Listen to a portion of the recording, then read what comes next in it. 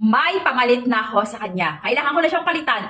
Ewan ko kung ako lang din ang nahihilig sa mga ganito. Pero eto kasi, nagandahan ako ng combination ng gold and the same time yung black. Alam niyo ba kung sa Berto Beb na face mask? Nagagandahan na ako ng combination niya. Pero tingnan niyo yung pamalit ko sa kanya.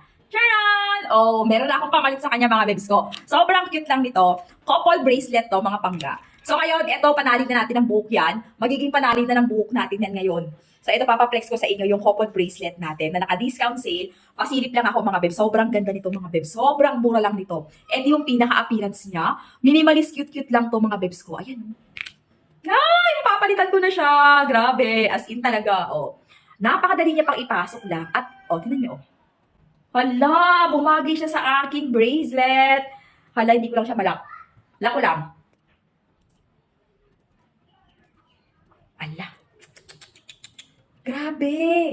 Ang ganda niya. Ang ganda niya, promise. Oh, sukat natin sa kabilang kamay ko na siya lang mag-isa. At combination ng ating isa pang red color. Kaya lang ang mahirap dito, ang hirap niyang, eto na. Ay, madali lang pala siya i-adjust. Oh, hala be, ayan na be. Oh, napaka-minimalist. Ito pa yung isa. Couple to mga loves ko.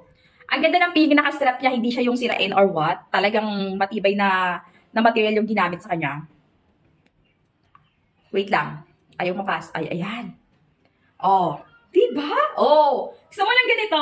Naka-discount sale to ngayon mga bebes ko ha. Pag gusto niyo yung ganitong klase, grabe, naka-discount sale to sila ngayon. Napaka-minimalist lang ng ating mismong bracelet. Discounted to ngayon. Eto yung link natin.